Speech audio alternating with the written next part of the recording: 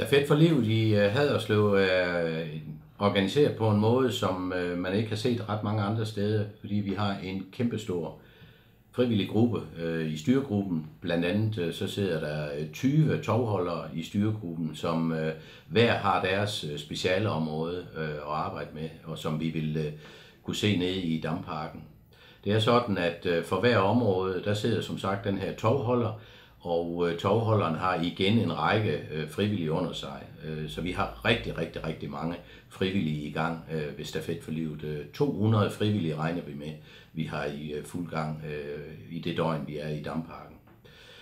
Nogle af de frivillige, der har specialområder, jamen det er jo vores infotelt, det er vores oplysningstelt, vi har lysteltet dernede, vi har børneaktiviteter, vi har madteltet, vi har pladsfolk, der tager sig af hele indretningen omkring Damparken. Vi har også musikprogram, 2 scener i år, og så videre, så videre. Så der er altså rigtig mange frivillige, der har et kæmpe stort ansvar for, at rammerne for stafetten, de er i orden.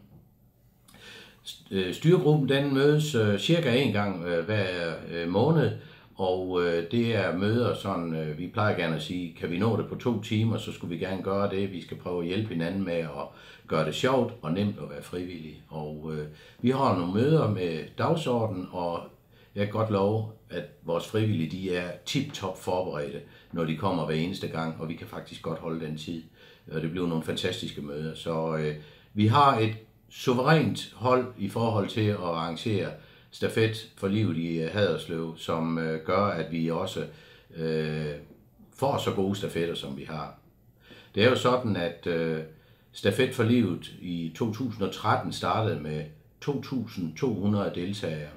Og for hver eneste år siden, der er deltagerantallet steget med over 7.600, faktisk helt præcis 7.651 stafetdeltagere tilmeldte i 2015. Og noget tyder på, at 2016 bliver lige så godt. Lige i øjeblikket her et døgn foran, eller et døgn til vi starter, der er vi oppe på det samme antal tilmeldte før, altså op over 6.600 tilmeldte. Det er ganske fantastisk. Og hvilken betydning har det så? Jo, for Haderslev, der har det en kæmpe betydning. Det har fået en så stor betydning, fordi vi har et fantastisk sammenhold i Haderslev omkring stafetten. Hvis vi nævner, at den næststørste stafet i Danmark er på 3.500 cirka, og vi i Haderslev kan samle det dobbelte, så er det en kæmpe betydning for hele kommunen at stå sammen om en så grim sygdom, som kræftsygdommen er. Udover de mange deltagere, som vi har set ved Stafet for livet, så er der også kommet en kæmpe bevågenhed fra resten af verden til, hvordan er det egentlig, man kan skabe sådan en fantastisk stor stafet med sådan et fællesskab i Haderslev Kommune. I 2015 havde vi besøg af en række lande for at kigge på, hvordan opleves vi arrangerer Stafet for livet i Haderslev Kommune. Og vi vil ved åbningen i dag se nogle hilsner fra vores venner rundt omkring i verden. Så vi er blevet lige pludselig en del af noget meget større.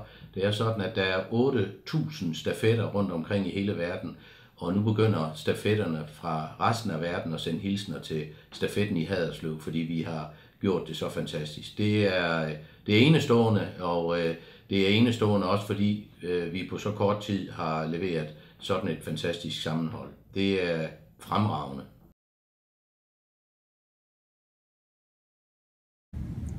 Relay for Life volunteers for Hedgelaw, we want to say thank you for all that you've done in the fight against cancer, and congratulations again on being the world's largest event in terms of number of participation. I'm standing here with your Relay for Life Hall of Fame, the Chief Executive Officer of your American Cancer Society, and the mother of Relay with a special message. Congratulations. Great job! Hi, my name is Matt Lewis. I'm the Director of Relay for Life in Europe and the Middle East. I'm just here at the American Cancer Society headquarters in the Hall of Fame. And I wanted to take a few minutes just to say congratulations and thank you to all our relays in Haderslev, Denmark. You have the biggest relay in the world. We've met a few of you guys and we were lucky to be at your event last year and we were thoroughly impressed. So, hey, look, keep up the great work and we look forward to relaying with you again. Thank you. Ladies and gentlemen, from the Relay of Life of Denmark, it is our pleasure to join you at your relay. And I would like to introduce you to the world's largest Relay for Life in Gwinnett County. And these are our relayers from Gwinnett. Let's hear it from them.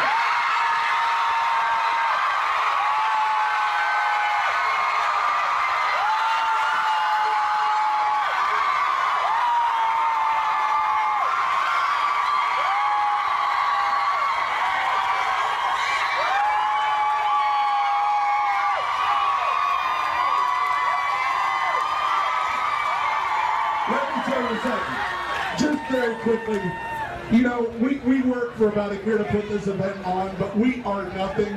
This relay is all about you because of the energy you just showed. Thank you all very much.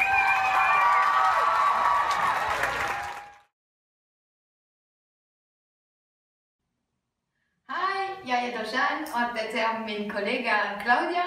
Vi kommer fra Luxembourg og tillykke til alle deltagere i Stafet for livet i Danmark. Guten Morgen aus Lützeburg. Wir freuen uns auf mehrere Lipolavier im September. Wir hoffen, es geht genauso schön wie Eis. Alles Gutes wünschen wir euch. Adi, Adi. Adi.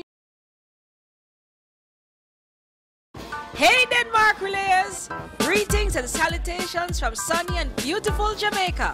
We wish you a fantastic 2016 Relay for Life.